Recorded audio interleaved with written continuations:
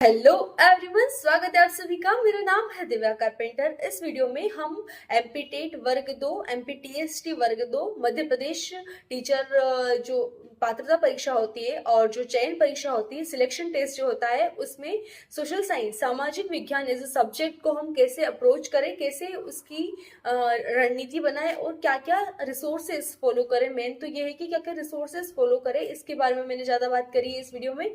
और मैंने क्या क्या बुक्स फॉलो करी थी उसके बारे में भी बात करी है, और क्या क्या स्टैंडर्ड बुक्स आप फॉलो कर सकते हैं वो भी बताई है मैंने आपको। और मैंने कौन कौन सी बुक्स पढ़ी थी वो भी इस वीडियो में डिस्कस किया है। और मैं आपको फोटो सहित उस बुक तक ले जाने की कोशिश करूंगी ताकि आप सही बुक का चयन कर सके और आपको बुक ढूंढने में भी कोई परेशानी ना हो। तो शुरू करते हैं वीडियो। उससे पहले अगर आपने मेरे चैनल को अभी तक सब्सक्राइब नहीं किया है तो चैनल को सब्सक्राइब कीजिएगा, वीडियो लाइक कीजिएगा, शेयर कीजिएगा, कमेंट कीजिएगा। शुरू करते हैं वीडियो। मुझे बता दीजिएगा एक बार कि आपको जो सोशल साइंस, सामाजिक विज्ञान से रिलेटेड और कंटेंट चाहिए तो मैं आपको और आगे कंटेंट दे पाऊँ। आप मुझे कमेंट सेक्शन में बता दीजिएगा ताकि मैं आपकी और ज़्यादा हेल्प कर पाऊँ आगे और मुझे भी मोटिवेशन मिले। इसलिए देखिए, मैं आपको एक बताना चाहती हूँ कि इतनी बुक्स के बारे में हम डिस्कस करेंगे इस वीडियो में, तो अंत तक देखना आप वीडियो। शुरू करते हैं। सबसे पहले हम बात करते हैं हिस्ट्री की। तो हिस्ट्री में एनसीईआरटी जो है वो है 6 to 10 की एनसीईआरटी भी इसमें इम्पोर्टेंट है। और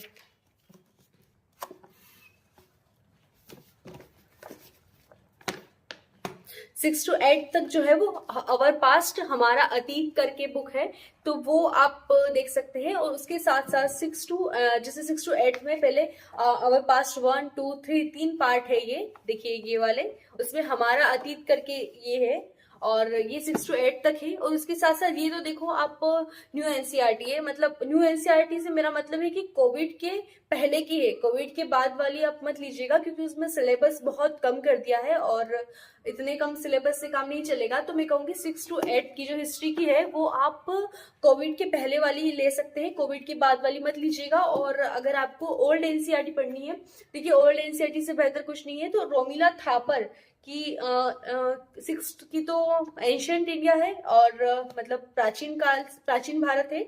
और 7 की मध्यकालीन भारत है, तो वो भी आप देख सकते हैं। बाकी मैंने तो 6 to 8 की ये वाली पढ़ी थी और आप रोमिला थापर की भी पढ़ सकती हैं। उनकी जो बुक्स है ओल्ड एनसीईआरटी वो अच्छी है, बहुत अच्छी है, मैंने देखी है उनको। और आप या तो ये भी पढ़ सकते हैं, आपके पास दोनों ऑप्शन है हिस्ट्री में 6 to 8 तक की। उसके बाद हम 9th और 10th की बात करें, कक्षा 9वीं और 10वीं की, तो India and the contemporary world.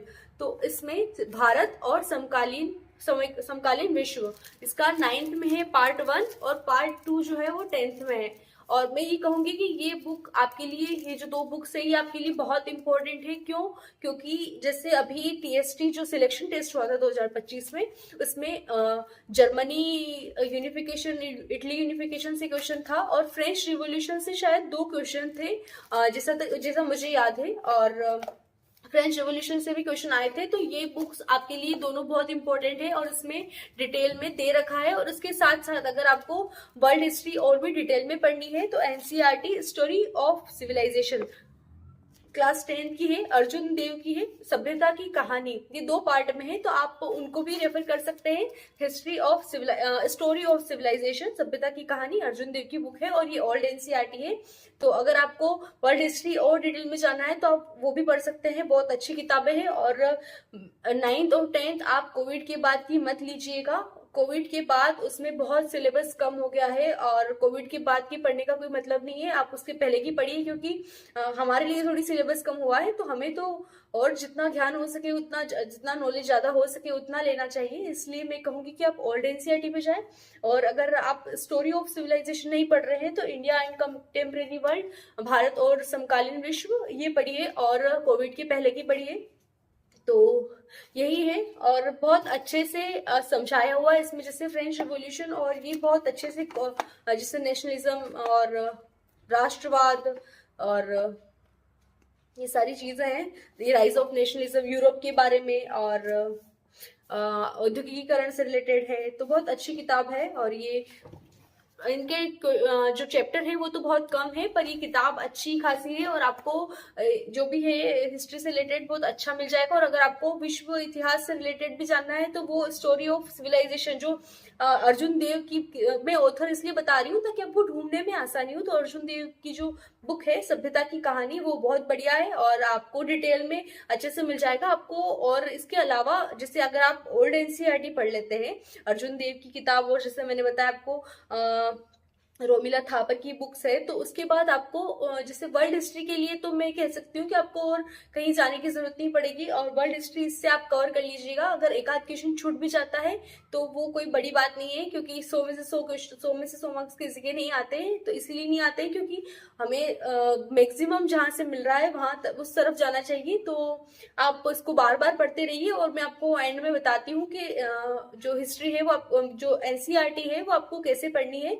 तो ये हो गई 10th तक की बात। उसके बाद हम बात करते हैं 11th क्लास की। 11th क्लास में देखिए 2 बुक है, एक आर.एस. शर्मा की है प्राचीन भारत और एक मक्खन लाल की है। तो मैं आपको कहती हूँ कि मैं आपको एडवाइस करती हूँ कि आप आर.एस. शर्मा की जो बुक है प्राचीन भारत वो लीजिएगा, वो अच्छी किताब है और वो उसी से पढ़ लीजिए आप एंशिएंट इंडिया प्राचीन भारत। और आर.एस. शर्मा की बुक के बाद आपको 11वीं की ही सतीश चंद्र 11th की 2 है, एक तो प्राचीन भारत के लिए है और एक मध्यकालीन भारत के लिए है। तो प्राचीन भारत की आर.एस. शर्मा और मध्यकालीन भारत की सतीश चंद्र बुक जो है वो बहुत इंपॉर्टेंट है। और बहुत जो ओल्ड एनसीईआरटी की बात कर रही हूँ मैं, आपको ऑथर सहित बता रही हूँ और आपको आसानी से मिल जाएगी। आप बस गूगल पे डालिए ओल्ड एनसीईआरटी और ऑथर का नाम लिख दीजिएगा तो और आसानी से मिल जाएगी RS. Sharma old NCERT class 11th history. और उसके बाद 12th में है वो मॉडर्न इंडिया, मतलब आधुनिक भारत से रिलेटेड है और वो विपिन चंद्रा की बहुत बहुत बहुत बढ़िया किताब है। अगर 12वीं की आपने मॉडर्न हिस्ट्री की विपिन चंद्रा की बुक पढ़ ली तो आपको और कहीं जाने की जरूरत नहीं पड़ेगी और उसमें अच्छे से बताया हुआ है। और देखिए जो आपके क्वेश्चन आए थे वो कॉन्सेप्ट बेस्ड थे। तो अगर आप फैक्ट की तरफ भाग रहे हैं कि ये कब हुआ था, ये किस साल हुआ था, ये सब, तो ये क्वेश्चंस कम आ रहे हैं एमपीटेट में। और ऐसे क्वेश्चंस जो कॉन्सेप्ट बेस्ड है और जो समझ आधारित क्वेश्चंस है तो वो ज्यादा आ रहे हैं। तो उसमें एनसीईआरटी से बेहतर कुछ नहीं है। आप ऐसा करेंगे कि 1 लाइनर पढ़ के आप फैक्ट रट के चले जाएंगे तो ऐसे नहीं होगा। और एनसीईआरटी आपका बेस बनाएगी। और जो बिपिन चंद्रा की ये बुक है ये आपको बहुत अच्छे से हेल्प करेगी मॉडर्न इंडिया के लिए। और उसके बाद देखिए 12वीं की ही एक भारतीय कला का परिचय आर्ट एंड कल्चर से रिलेटेड बुक है। और अगर आप आर्ट एंड कल्चर पढ़ना चाहते हैं तो उससे पढ़ लीजिएगा, पर बाकी आर्ट एंड कल्चर की मुझे नहीं लगता कि इतनी आवश्यकता होगी। और अगर आर्ट एंड कल्चर से रिलेटेड कुछ चाहिए आपको तो 1 लाइनर ले सकते हैं।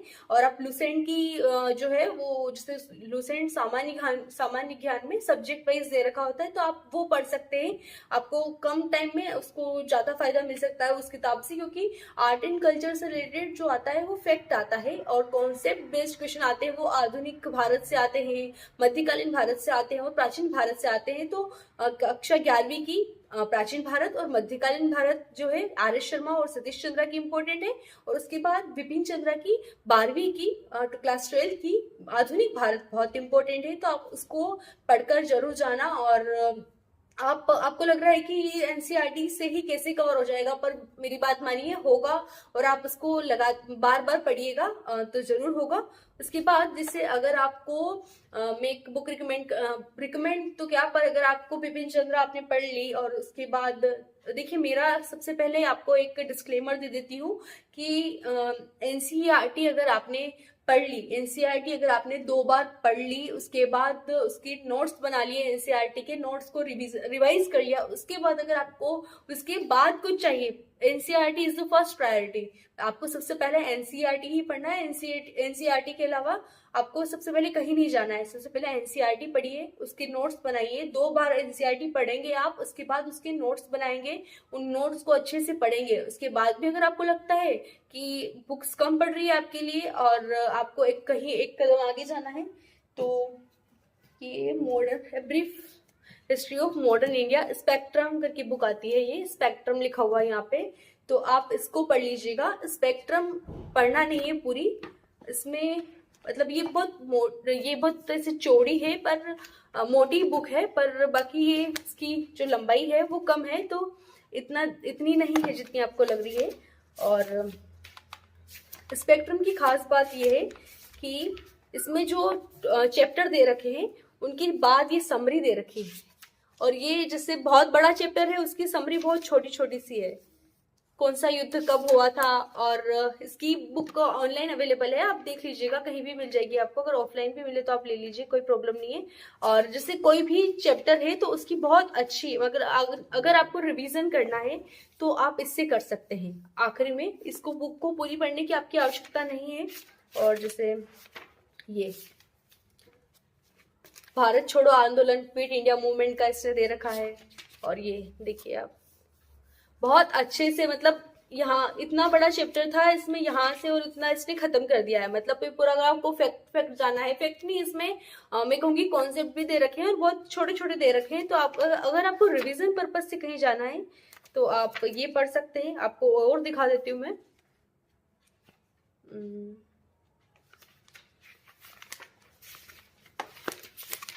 ये है कैबिनेट मिशन का, बस खत्म। ये दो इसमें पोस्ट वार नेशनल सिनेरियो, और इसमें इसने पूरा खत्म कर दिया। वर्ल्ड वॉर 2 के बाद क्या हुआ था उससे रिलेटेड है। और बहुत इसमें जो समरी दे रखी है, जो सारा जिसे हम सार कह सकते हैं, वो बहुत अच्छा है, और वो आपको क्विक रिवीजन में हेल्प करेगा, और आप उसको बहुत बार पढ़ सकते हैं, वो इतना कम है। तो अगर आपको रिवीजन पर्पस के लिए चाहिए, मैं कह रही हूँ एनसीईआरटी से बेहतर कुछ नहीं है। और अगर आपको एक कदम आगे जाना है तो आप ये स्पेक्ट्रम ले सकते हैं। स्पेक्ट्रम जो आधुनिक भारत के लिए आती है, हिंदी में भी अवेलेबल है, इंग्लिश में भी आती है। तो इसकी जो समरी है, पीछे हर चैप्टर के बाद इसमें समरी दे रखी है, वो आप पढ़ सकते हैं, और वो आपको रिविजन में हेल्प करेगी। वो भी ये सिर्फ आधुनिक भारत के लिए आती है।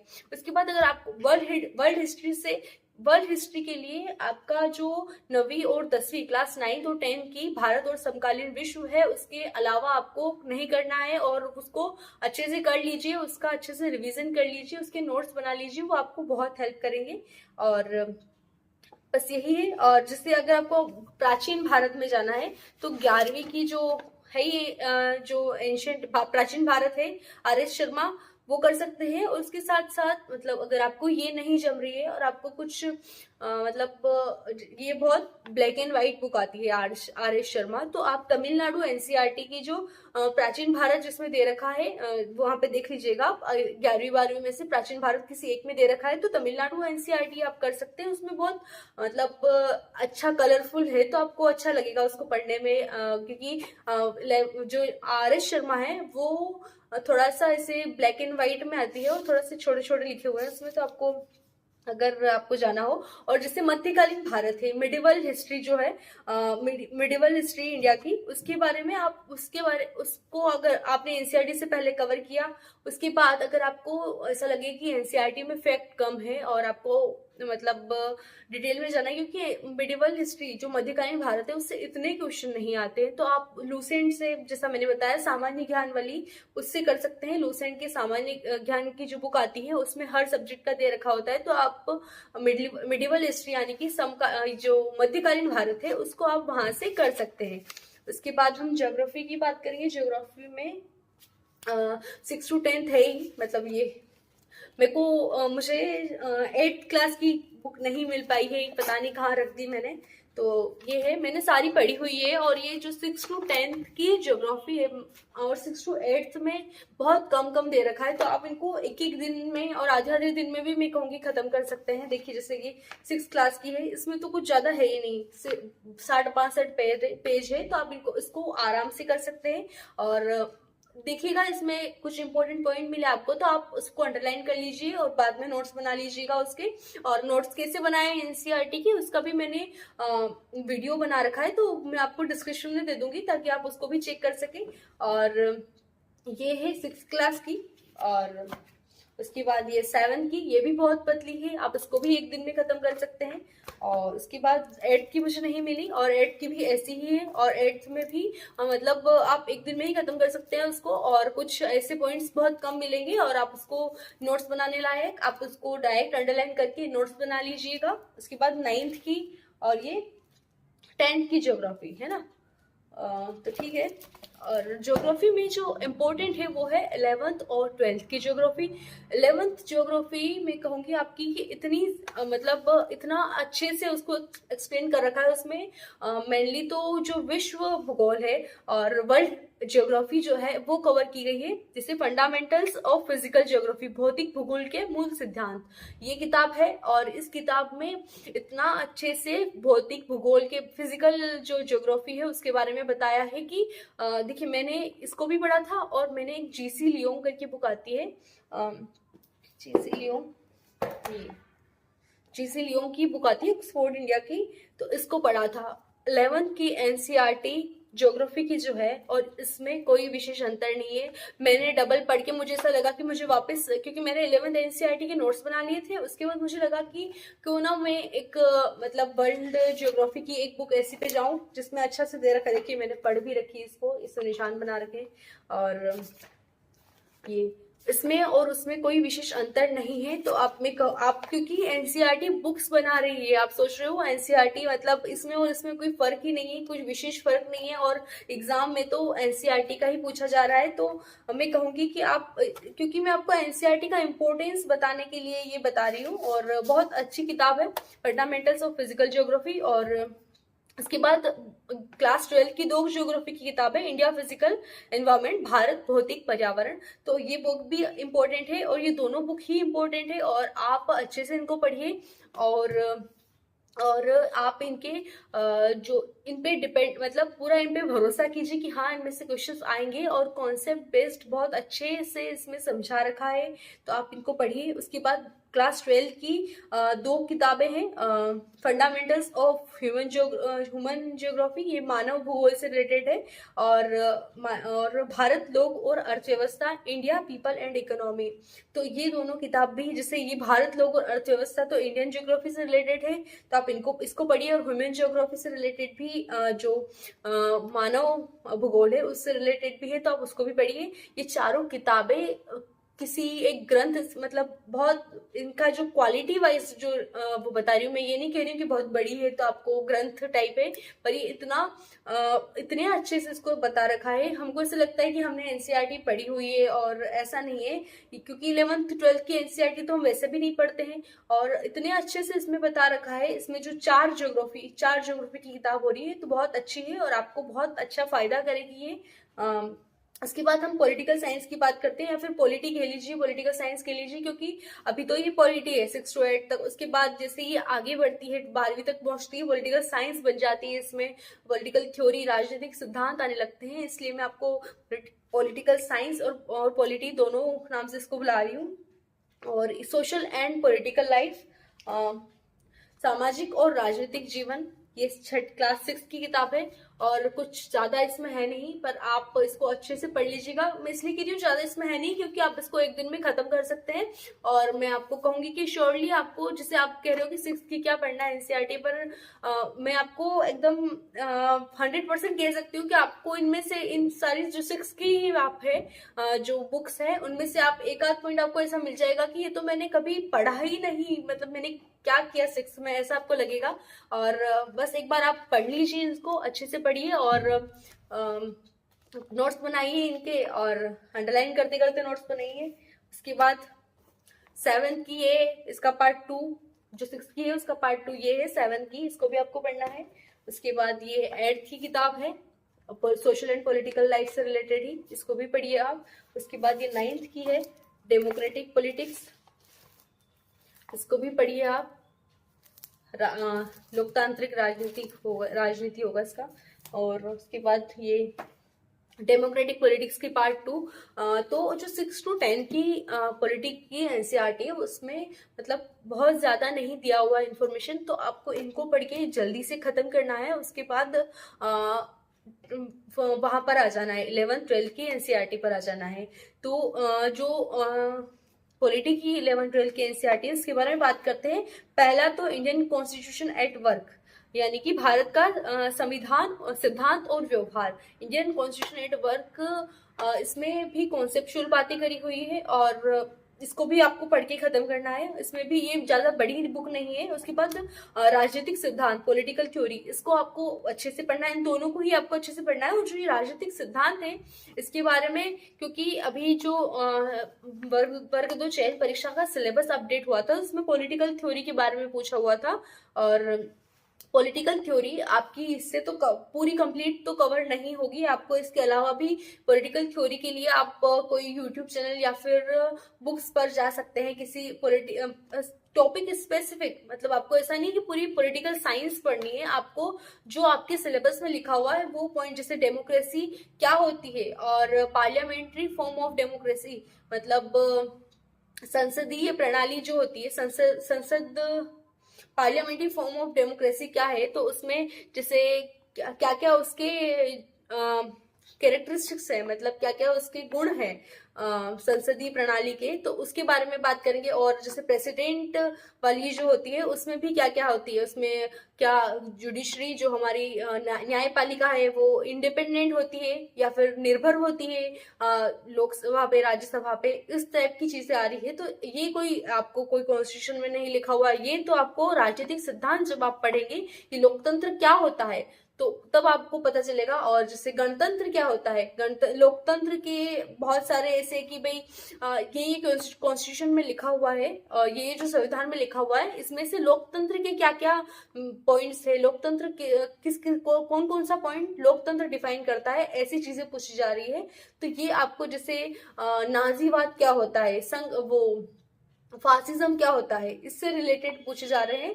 तो आपको ये पढ़ना है और इसको अच्छे से समझना है, क्योंकि इसके अलावा काम नहीं चलेगा। और कंटेम्प्ट जो 12वीं की है वो समकालीन विश्व राजनीति, कंटेम्प्रेरी वर्ल्ड पॉलिटिक्स, तो इसमें राजनीति जो है वो विश्व स्तर पर कैसी चल रही थी उस वक्त, उससे रिलेटेड है और आप इसको भी अच्छे से पढ़ेंगे। उसके बाद 12वीं में भी, 11वीं में 2 किताबें हैं, Indian constitution at work, Bharat का संविधान, सिद्धांत और व्यवहार, और राजनीतिक सिद्धांत, ये दूसरा। और उसके बाद 12वीं की 2 किताबें, समकालीन विश्व राजनीति, कंटेम्प्रेरी वर्ल्ड पॉलिटिक्स। उसके बाद politics in India since independence, स्वतंत्र भारत में राजनीति, मतलब आजादी के बाद जो पोस्ट इंडिपेंडेंट इंडिया है उसके बारे में बात की कि आजादी के बाद भारत में राजनीति कैसी रही है उसके बारे में बात की गई है। और उसमें से जैसे इंदिरा गांधी ने जो इमरजेंसी लगाई थी उसके बारे में बात की जाती है। और बहुत सारी जो ऐसी योजनाएं हैं जो आजादी के बाद आई है, भारत में इंट्रोड्यूस की गई है, उसके बारे में बात की जाती है। उसके बाद इकोनॉमी यानी कि अर्थव्यवस्था के बारे में बात करेंगे। और अर्थव्यवस्था और अर्थशास्त्र दोनों ही आपकी जो बुक्स, आपकी जो सिलेबस में आती है, जैसे अभी क्वेश्चंस आए थे इकोनॉमी और पॉलिटी से मेनली, तो राजनीति और अर्थशास्त्र से बहुत क्वेश्चन आए थे और ग्रेजुएशन तक का लेवल था। हमें बता दिया जाता है कि आपको 10th क्लास तक पढ़ाना है और आपको 12th तक का आपको लेवल दिया जाएगा, पर इसमें ग्रेजुएशन तक का लेवल पूछा गया था एग्जाम में। तो आपको ग्रेजुएशन तक के लेवल की हर सब्जेक्ट की तैयारी करनी है। और मैं कहती हूँ आपको कि जैसे ज्योग्राफी की तो आपकी इसमें हो जाएगी, उसके बाद हिस्ट्री की भी इसी से हो जाएगी, एनसीईआरटी से। और क्योंकि ये जो हम जिस लेवल पे इसको पढ़ते हैं उतना ग्रेजुएशन लेवल पे भी नहीं पढ़ते हैं। और मैक्रो इकोनॉमिक्स, माइक्रो इकोनॉमिक्स, जैसे पहले आप इकोनॉमी में 9th 10th ये पढ़ी है बुक, क्लास 9 की और क्लास 10 की। इसमें ये बुक फटाफट पढ़ के खत्म करने की है। 10th तक तो आपको बुक्स फटाफट पढ़ना है, इनको और खत्म करना है, क्योंकि मेन जो आपका सब्जेक्ट मैटर है वो आपकी 11th और 12th में आएगा। और 11th 12th में आपको 11th 12th के लेवल तक जाने के लिए पहले इनको बेसिक पढ़ना पड़ेगा, उसके बाद ही आप 11th और 12th के लेवल तक जा सकेंगे। उसके बाद इकोनॉमी में हम 11th क्लास की बात करते हैं एनसीईआरटी की, तो भारतीय अर्थव्यवस्था का विकास, इंडियन इकोनॉमिक डेवलपमेंट, ये किताब है। 11th के लिए भारतीय अर्थव्यवस्था से रिलेटेड है, तो आप इसको पढ़िएगा। उसके बाद ये तो अर्थव्यवस्था से रिलेटेड है, और 12th में जो है वो अर्थशास्त्र से रिलेटेड है। अर्थव्यवस्था किसी देश की होती है और अर्थशास्त्र ऐसे सब्जेक्ट पढ़ा जाता है। ये डिफरेंस है इकोनॉमी और इकोनॉमिक्स में, ये डिफरेंस है अर्थशास्त्र और अर्थव्यवस्था में। तो इस बात को आप ध्यान में रखिएगा। तो ये जो इकोनॉमिक्स होता है ये अर्थशास्त्र होता है, मैक्रो इकोनॉमिक्स और माइक्रो इकोनॉमिक्स। तो समष्टि अर्थशास्त्र और व्यष्टि अर्थशास्त्र। तो मैक्रो इकोनॉमिक्स जनरली हर एग्जाम में पूछा जाता है, पर माइक्रो इकोनॉमिक्स आजकल से जैसे सिलेक्शन टेस्ट हुआ था वर्ग 2 का, उसमें पूछा गया था, और बहुत कर्व से रिलेटेड और बहुत जो इकोनॉमी में डीप में जाके क्वेश्चन था। तो वो आपकी जो 12th की एनसीईआरटी की माइक्रो और मैक्रो इकोनॉमिक्स है वो बहुत अच्छे से इसको कवर कर लेगी, और आपकी इकोनॉमी इससे हो जाएगी। और यही एनसीईआरटी का मेरा पर्पस था, आपको एनसीईआरटी से रूबरू करवाने का, कि कौन सी एनसीईआरटी को आपको कितना महत्व देना है आपने इस वीडियो में जाना होगा। आप ये जो भी मैंने बताया इसको आप नोट कर लीजिएगा, और जो भी एनसीईआरटी के नाम है उसको नोट करके सर्च कीजिएगा, उसके बाद आप पढ़िएगा। और मैं आपको कहूंगी कि आप जैसे लिख लीजिए कहीं कि मुझे भूगोल के लिए ये पढ़ना है, भूगोल में भी मुझे विश्व भूगोल के लिए पढ़ना है, और भारत की भूगोल के लिए मुझे ये पढ़ना है। तो उससे क्या आप रिसोर्सेज जो आपके स्रोत है वो आप चेंज नहीं करोगे, क्योंकि 2-3 दिन का अगर हमारी हो सकता है पढ़ाई में गैप हो जाए तो उसके बाद हम भूल जाते हैं कि हमको पढ़ना क्या था, हम पढ़ क्या रहे हैं। तो वो वाली बात ना हो, इसलिए आप लिख लीजिए कि आपको भूगोल के लिए पढ़ना है, विश्व भूगोल के लिए पढ़ना है, और विश्व इतिहास के लिए पढ़ना है, प्राचीन इतिहास के लिए पढ़ना है, मध्यकालीन इतिहास के लिए पढ़ना है। तो आप कंफ्यूज नहीं होंगे, और जिससे आपने पढ़ लिया तो आप सिंगल टिक लगाइए। एक बार पढ़ा तो आपकी जो लिस्ट है उस पर उसके सामने एक सिंगल टिक लगाइए, दूसरी बार पढ़ लिया तो 2 टिक लगाइए, नोट्स बना लिए तो तीसरी बार टिक लगाइए, और 4 टिक लगाने हैं आपको, कि वापस से उसके नोट्स आपको उसको एक दो बार समझ के वापस उसके नोट्स बनाने हैं। तो 4 टिक लगाने हैं आपको। और आप मान लीजिएगा कि आपकी एनसीईआरटी की जो प्रिपरेशन है आपकी वो कंप्लीट हो चुकी है, और आपको उसका लगातार फिर रिवीजन करना है। और आपको अगर आपने 4 टिक लगा लिए तो उसके बाद आपको इतनी दिक्कत नहीं आएगी। अभी आपको इनको पढ़ने में थोड़ी सी दिक्कत आएगी, क्योंकि आपको लगेगा इतना पढ़ना है, इतनी बुक्स पढ़ना है। पर मेरी बात मानिए, आपकी 6 to 10 तक की जो किताबें हैं, जैसे हिस्ट्री को छोड़ दे अगर अपन, तो इतनी नहीं है। मतलब हिस्ट्री है कि हिस्ट्री की किताब जो हमारा अतीत की है वो थोड़ी सी उसमें पेजेस ज्यादा है। बाकी किसी में भी जैसे इकोनॉमी, पॉलिटी, ज्योग्राफी, इन सब में इतने पेजेस नहीं है, और आप उनको आसानी से कर पाएंगे। और मैंने जो एनसीईआरटी का वीडियो बनाया है वो मैं आपको डिस्क्रिप्शन में डाल दूंगी, ताकि आप उसको अच्छे से देख पाए, क्योंकि ये वीडियो बहुत लंबा हो रहा है। इसलिए यहीं तक रखते हैं आज का वीडियो, मिलते हैं अगले वीडियो में। तब तक के लिए बाय बाय।